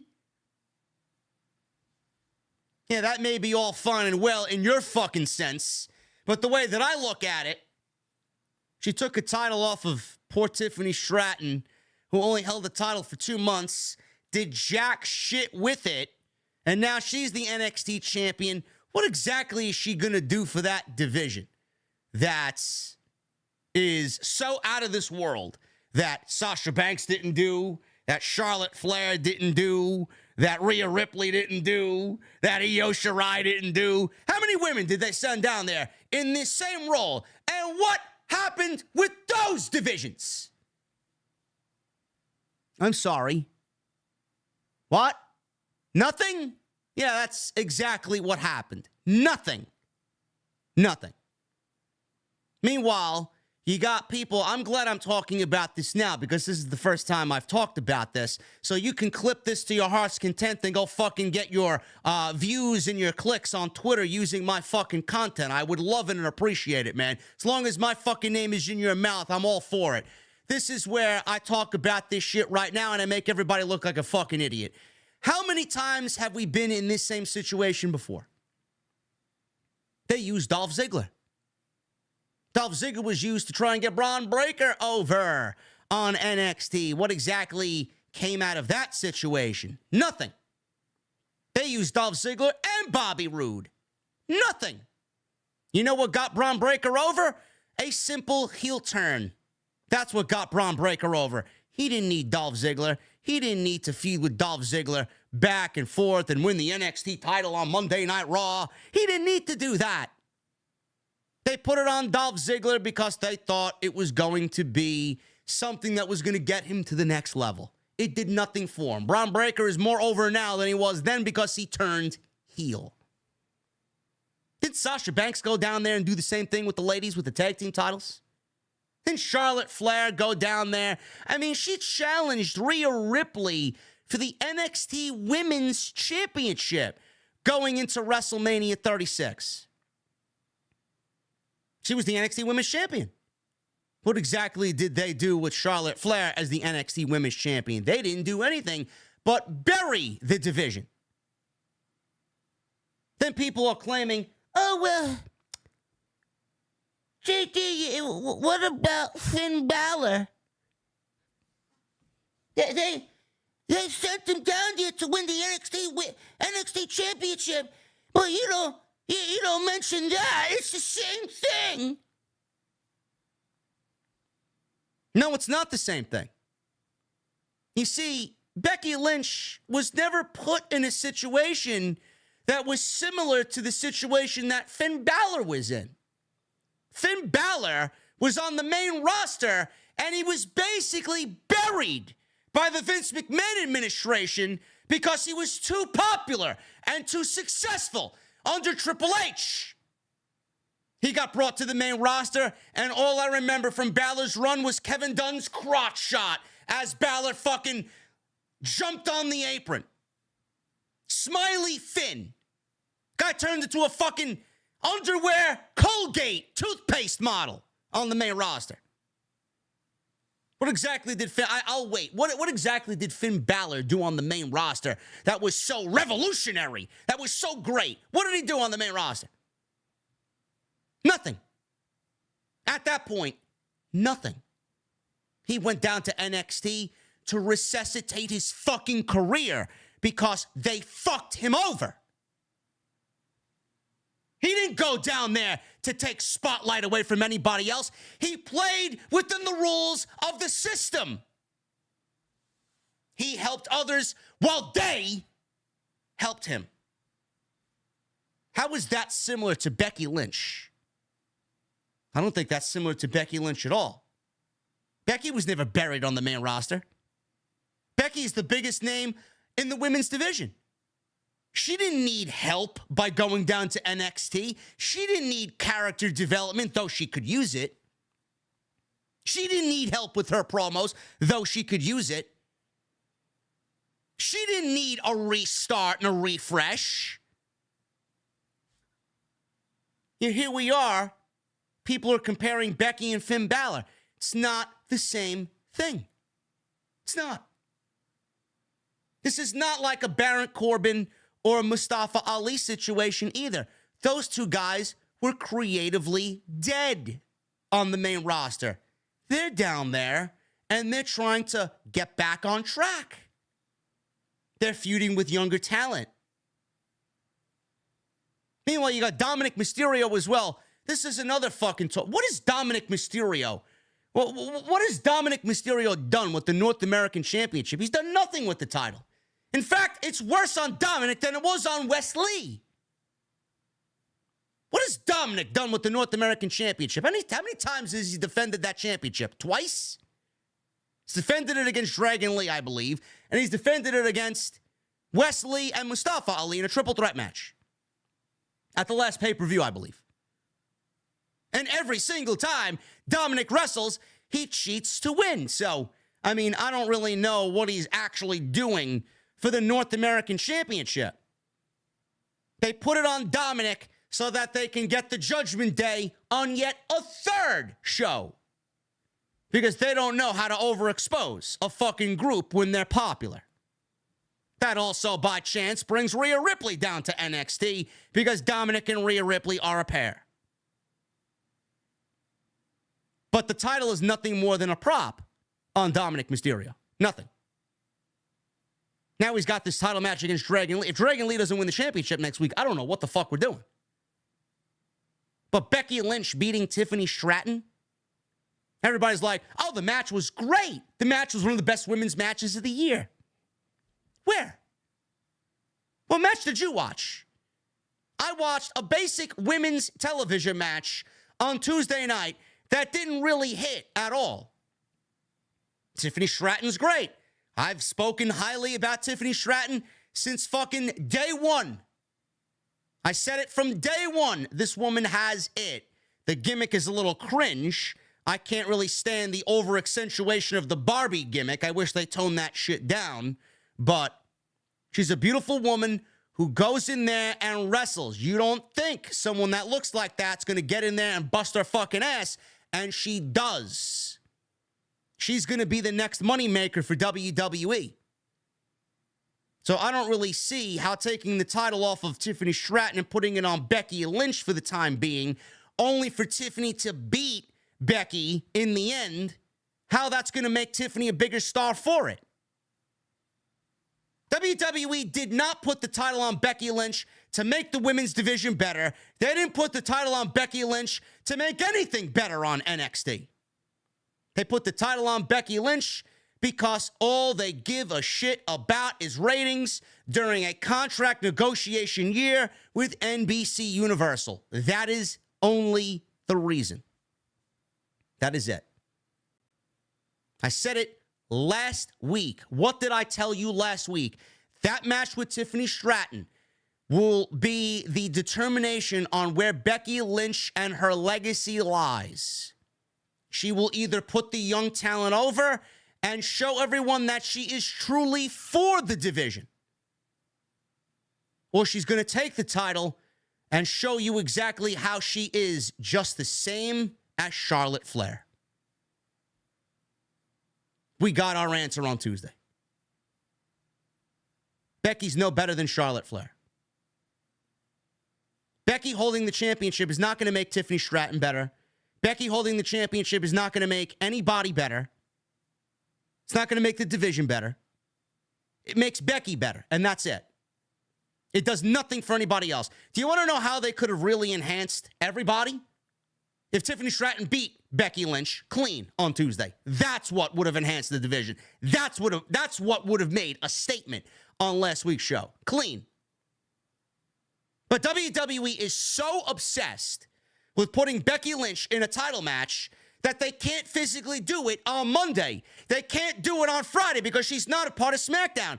They can't do it because they're not ready for Rhea and Becky to be in a program together. So they opted to do the next best thing, and that's put her in a title program on Tuesday where it's going to be accepted by the half-witted idiots in the IWC. Oh, it's fresh. Oh, it's exciting. Oh, it's unpredictable. It's all this other bullshit. Meanwhile, all I saw was a 20-something youngster who's the future of the women's division losing to someone who went down there to take a developmental title away from a developmental division. Great. Becky Lynch showed you exactly who she is and what she is, and she doesn't give a shit about the women's revolution, nor does she give a shit about the NXT women's division. Now, all of this may be done on purpose. All of this may be a long, drawn-out plan. Apparently, Becky Lynch is going to be doing open challenges now. This is what they put the fucking NXT Women's Championship on Becky Lynch for, to do open challenges against Natalya? How is that benefiting the NXT Women's division? So many fucking idiots in this community, man, look like fucking idiots in the end because they don't know how to use their fucking brain. Oh, it's going to make the division better, man. Here we got Becky Lynch defending the NXT title against Natalya. How is that actually making the division better? Don't really understand it. But like I said, this may be a long, drawn-out plan. Are we doing open challenges now? Yeah, the open challenge, like we don't see enough of them during the fucking week, right? Open challenge. There's going to be an open challenge now for the NXT Women's Championship. Who's going to come out and answer the open challenge? Who's going to come out and answer the open challenge? Everybody's going to come on out and they're going to lose. Yeah, that's great. Oh, yeah. The next thing is, oh, yeah, they were in the ring with Becky Lynch, though. They got a good showcase against Becky Lynch. Yeah, as a loser. As a loser. So they may do the open challenges. They may get people in the ring with Becky Lynch. What is it going to mean for them in the end but a fucking loss? Or maybe all of this results in Jade Cargill coming in now that she's reporting to the Performance Center. And Jade Cargill was taken off the AEW roster page on AEW.com. It is all now out in the open that she signed, sealed, and delivered with WWE. Could Becky Lynch be doing open challenges for the next couple of weeks, next few weeks? And then all of a sudden out comes Jade Cargill to answer the open challenge on a Monday or a Tuesday and win the NXT Women's Championship. What a fucking mistake that would be, huh? Wow. Can you imagine that? Jade beating Becky.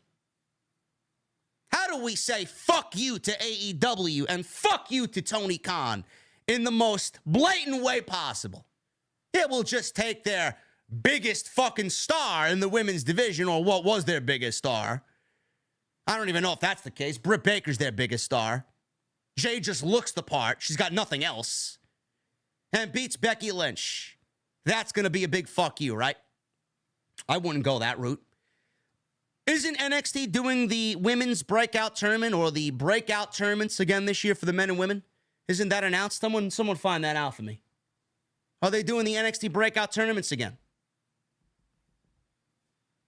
I think that's where they're going with that, no? Why did my iPad just die? What happened? What is going on? I don't understand these Apple products, man. My iPad just goes into this frozen mode. I got a black screen. Now I got no fucking notes. Now I got no notes on the fucking show. Anyway, that's what you do with Jade Cargill. Breakout tournament.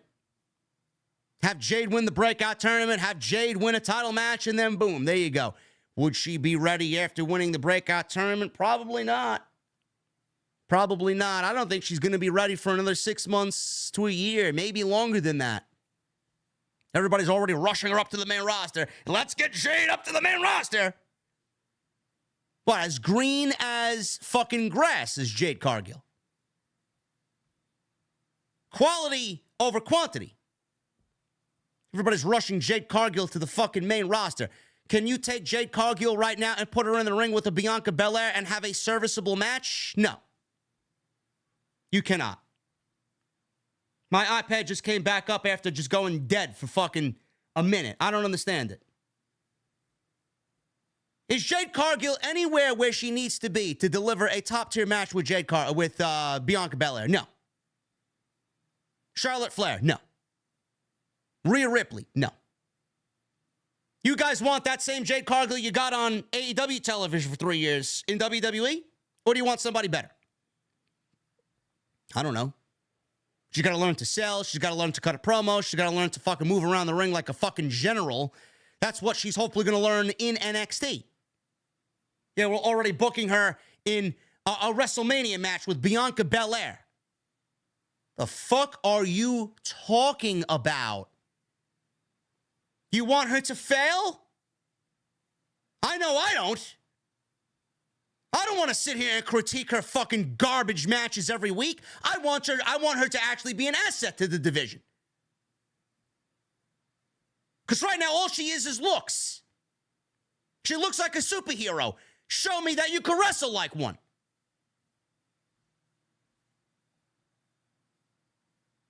Becky Lynch. Let's not deviate away from the true problem here. Becky Lynch. Her winning the NXT Women's Championship is a joke. It's not making the division better, and I don't really understand how anybody can go back and continue to say that when she's on Raw. Open challenges with Natalya. 6 minutes.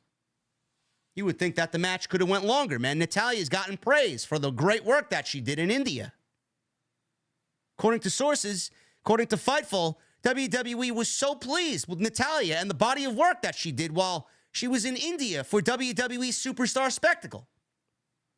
Yeah, so much so that they sent her out there to lose another one. Great. Becky Lynch wins in 6 minutes. Natalya landed a discus clothesline. She avoided a leaping move by Becky. Becky and Natalya reverse roll-ups. Ended up with Becky rolling up Natalya for a 3 count. Great. The best part of the match was the pre-match promo. Natalya was out there saying that she'd like to tell her another woman who was knocked on her ass, Rhea Ripley. I worked my ass off for this opportunity. I've been waiting after that Rhea Ripley match after I beat the shit out of her. Been waiting for an opportunity ever since then, and I got nothing. Becky said she's got nothing but respect for Natalya. She said she's out here meaning to give open challenges to someone new and young, not someone who's been here for 15 years. Natalya then says this line, which was the best line of the entire night. Absolutely a shoot, a worked shoot. Natalya said, yeah, I put in 15 years of dedicating my life to this. She said Becky went to NXT and stepped all over every one of those women who were waiting for their opportunity. You are nothing but a hypocritical ginger witch, she says. Man, oh man, did I become a Natalya fan for at least one night. Tell me where Natalya is telling lies. You can't. Can't sit there and tell me Natalya's lying. 6 minutes, Becky Lynch wins. Becky Lynch winning the NXT Women's Championship is disgusting. Dominik. He's backstage with Dragon Lee and Adam Pearce. Dominik said he lost earlier because Rhea Ripley wasn't out there. She wasn't there because Pearce didn't stop Nia Jax from what she did last week. He looked at Dragon Lee and said, I don't like guys with masks because they remind me of my deadbeat dad. Lee said he's going to beat Dom next week, and he wondered what Ripley will see in him when he's no longer champion. So we're doing NXT business next week on Monday, and hopefully Dragon Lee takes the title back to NXT. And here's another thing with this Jade Cargill situation. For all the fucking geeks out there. Oh, well, Jade needs to go to the main roster, man. Really? I'm sorry. When did Jade Cargill become better than Dragon Lee, where Dragon Lee gets to go to NXT, but Jade Cargill gets to skip NXT? How do you people fucking dwell on social media and interact with these people? I don't know. You want Jade Cargill to come right to the main roster, but you got someone who is phenomenal in Dragon Lee serving his time down there. I'll never forget AJ Styles when he first made his WWE debut. He said then, maybe I should go down to NXT for at least 6 months to learn the ropes about what WWE really is. If AJ Styles wanted to go to NXT to hone his craft with the WWE product, what makes you think Jade Cargill is ready for the main roster? I mean, I don't understand you people. Fucking ridiculous. Tommaso Ciampa. He went one-on-one with Giovanni Vinci, man. What a crime. Imagine Tommaso Ciampa and Giovanni Vinci getting 3 minutes on Monday Night Raw. What? Tell me the part of the show that Vince McMahon had a hand in. These two guys are going 3 minutes, pal. Sure thing, Vince. Tommaso Ciampa wins with a Sicilian stretch. It's basically all that happened here. Don't even know how to describe what happened in this match. 3 minutes. On what planet do you put these two guys in the ring and have them go 3 minutes? Two of the best pro wrestlers maybe in the world. And they go 3 minutes. Byron Saxton, he approached Seth Rollins in the back, who was wearing some goofy-looking glasses. He asked Seth how he was doing. Seth said he was tired and in a lot of pain, trying to keep it together, but I'm losing my mind. He said he'll do whatever it takes to get that son of a bitch in the ring, meaning Nakamura.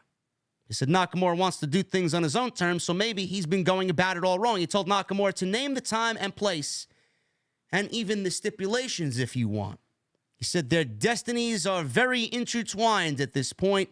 He asked if he'll be the one to define a legacy or will it be him? He's got Nakamura dancing in his head. It's Nakamura's plan all along. Main event. Drew McIntyre versus main events. Jey Uso. This was not bad. Good stuff here. McIntyre, he was in control of Jey Uso after a superplex. We go to a commercial break. They got to their feet.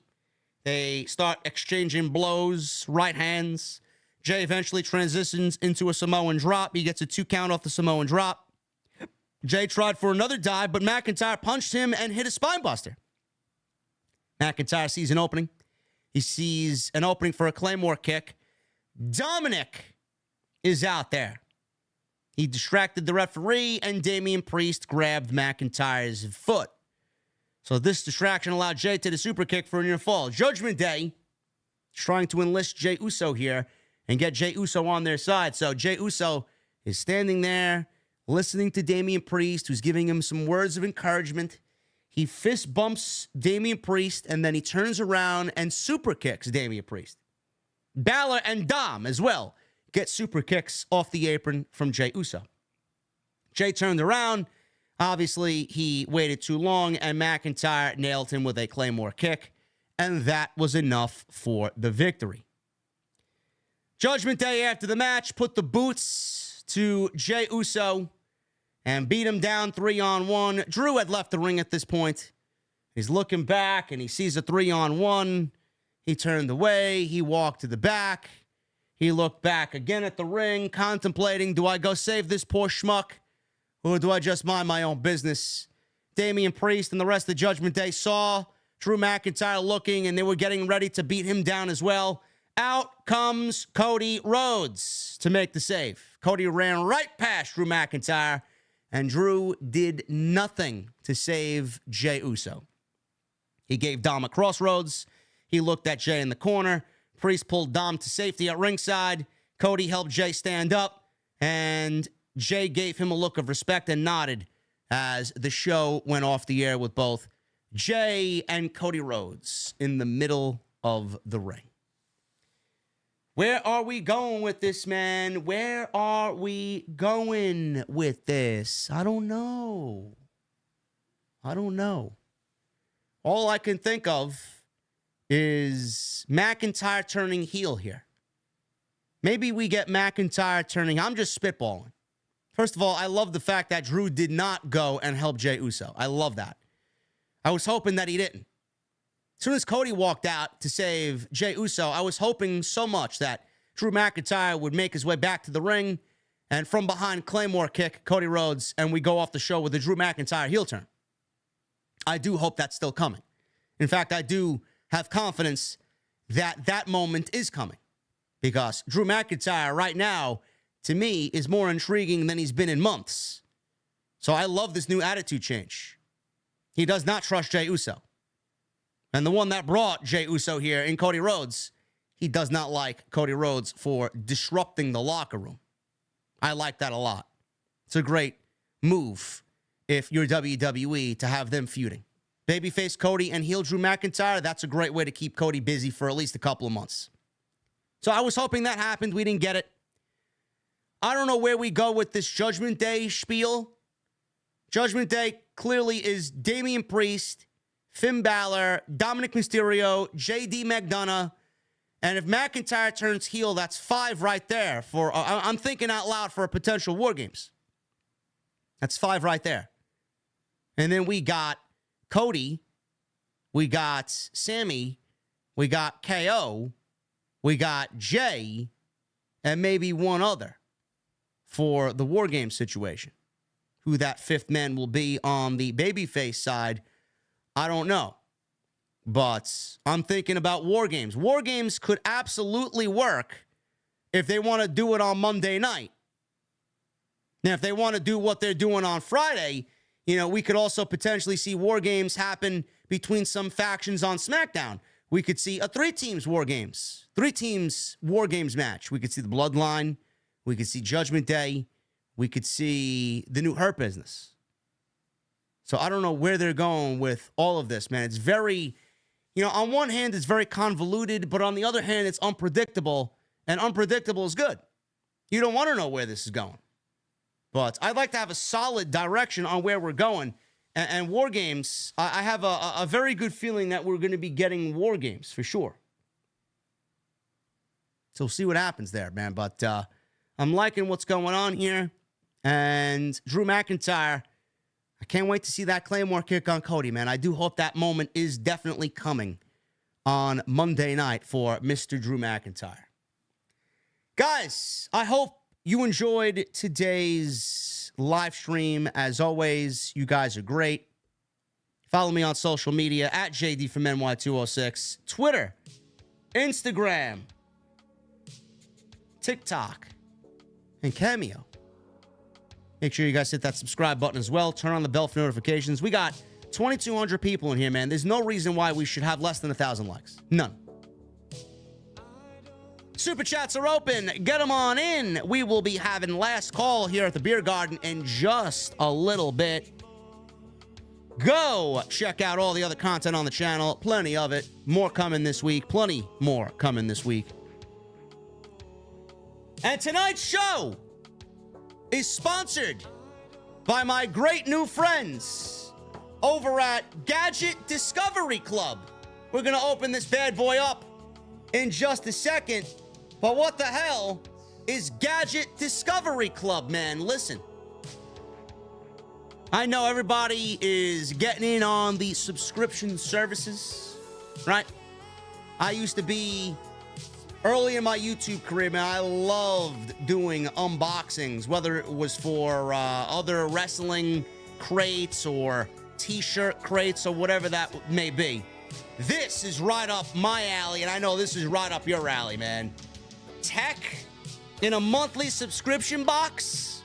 You can't beat that. So what do? First of all, you're going to go to GadgetDiscoveryClub.com, okay? You're going to choose the quarterly or annual plan and join the club. You're going to start the excitement with your first tech box containing 1 to 4 gadgets worth over $125. Then you're going to unbox.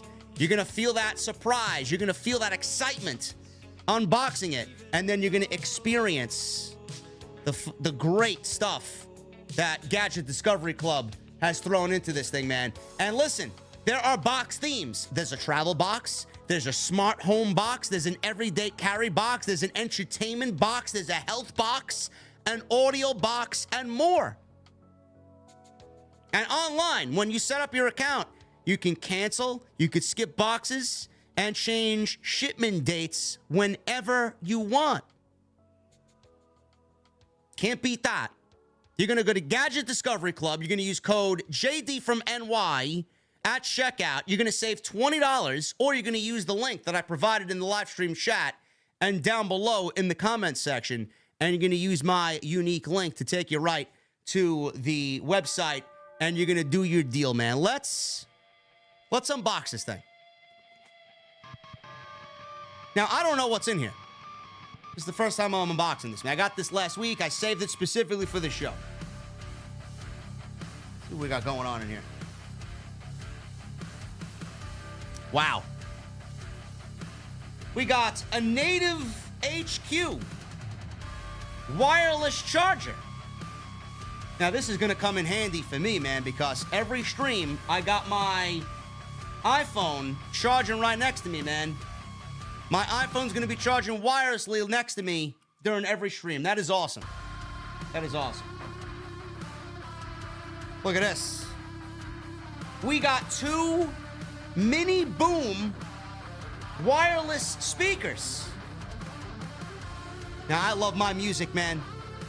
I love my music. Sometimes when I'm not in the office, I want to go sit in the kitchen. I want to go sit in the living room. I want to go sit on the back deck outside. I could take this and take my iPad and get my notes ready for the week. I could listen to my music when I'm not sufficient, or in love with the sound coming from my mobile device or my iPad when I'm playing Spotify. Now I got music coming out of my speakers I can hook up to my iPad. It's pretty fucking awesome, man. That is great. They look quality, too. That's some good stuff. And we got a Momo stick.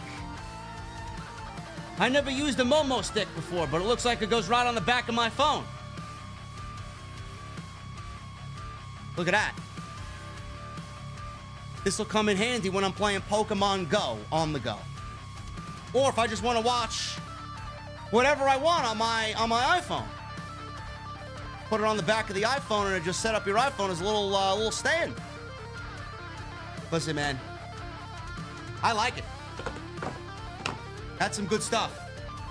If you guys want to go get yours today, man, I tell you, man, Christmas is going to be here before you know it. Birthdays, anniversaries. If you just want to get a gift for somebody, man, Gadget Tech Club, Gadget Discovery Club, you guys are awesome. Appreciate you very much. Make sure you use the unique link I provided in the live stream chat, or use my promo code JD from NY right here on Off the Script, man. Once again, I want to thank Gadget Discovery Club for sponsoring today's show. Some fun stuff. Let's get into the Super Chats. Lauren. My God, Lauren. I wish you would just consolidate everything into one Super Chat. You got like 8 Super Chats here. I hope Rhea destroys Nia. Did we ever find out who got traded for Jey Uso? No. I'd love to see a babyface Jade versus heel Bianca. Nobody cares for that. Rumble's in Tampa next year. I'm thinking of going. Dream match, Rock, Orton, HBK Styles, Sasha, Lita. And do you think WWE will release Matt Riddle? No. Thank you, Lauren. Michelle with a $2 Super Chat. What if KO turned heel at Survivor Series and joined Judgment Day? Why would Kevin Owens join Judgment Day?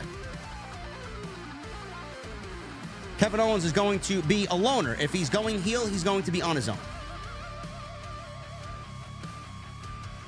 Tony Brown with a $4.99. Wow. JD, long show, a little tough. Tony, it's 3 hours, man. But I actually enjoyed tonight's show where it didn't really feel like 3 hours. Nick Williams with 16 months. Drew teetering to the dark side. As far as The Rock, I'm going to wait till later before I jump the gun on Rock Roman. Once Rumble season comes, we will see.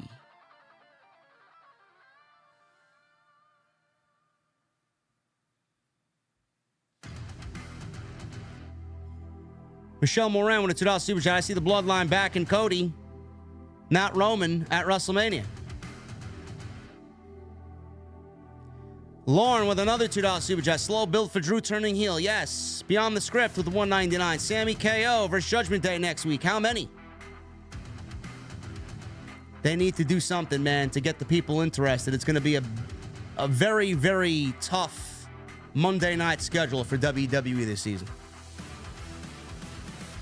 Said Suka with a $9.99. I don't know if you caught Cody's promo with KO and Sami. He mentioned best in the world and second chances. Shot in the dark. But what if this is leading to a War Games match with JD, Jimmy, and Drew versus Cody, Sami, KO, Jay, and Punk?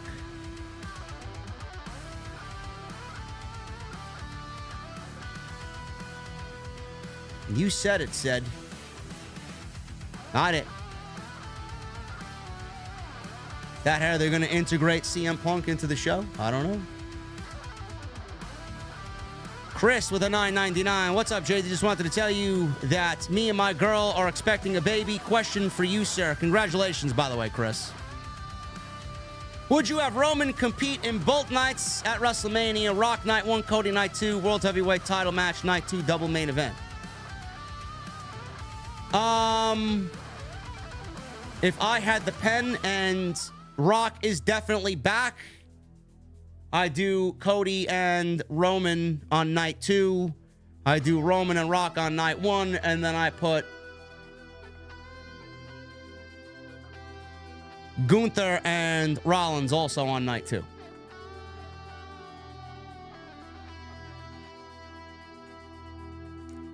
Chris Leon with a 15 months. Did you play the new Mortal Kombat yet? No, and I will not.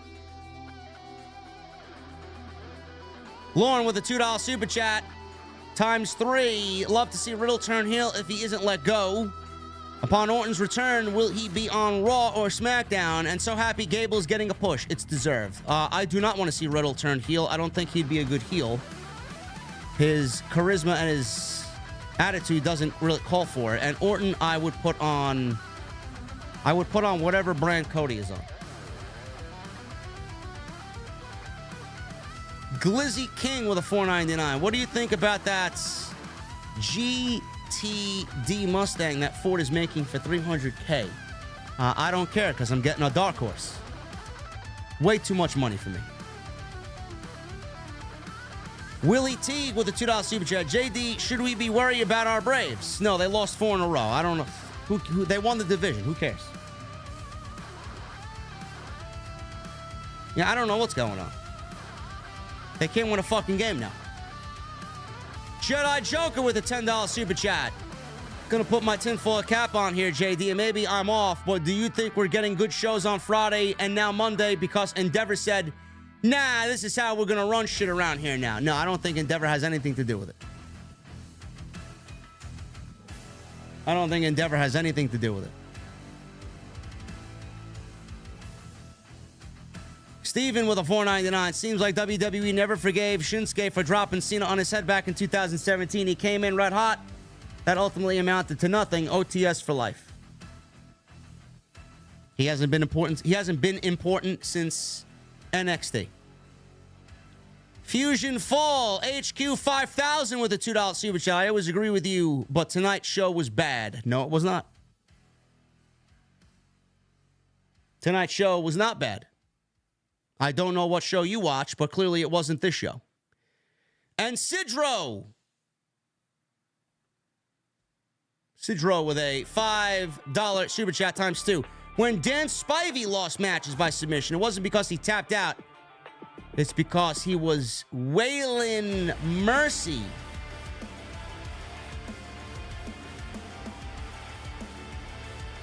And did you hear Hulk Hogan is getting his own fishing show on the WWE Network? It's called Real American. REEL.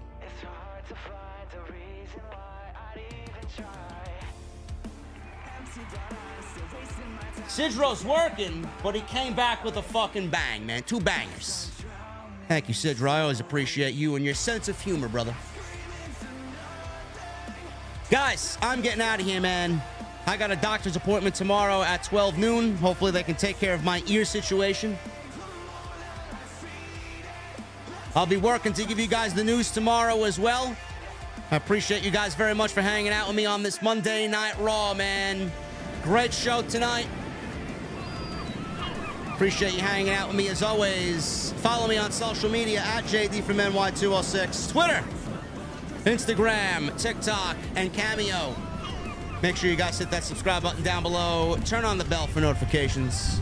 Go check out all the other content on the channel. And I swear to God, man, go check out Gadget Discovery Club. Seriously.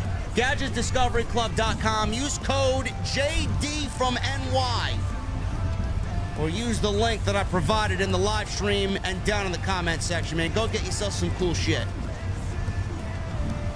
I will see you tomorrow night, TNT, episode 14, with my guy, Andrew Baydala. We got news.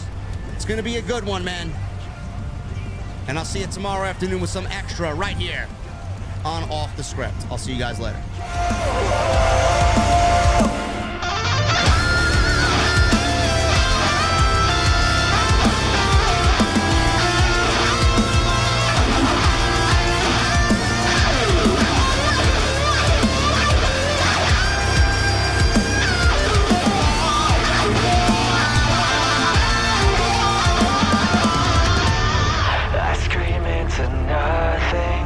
Just to feel something.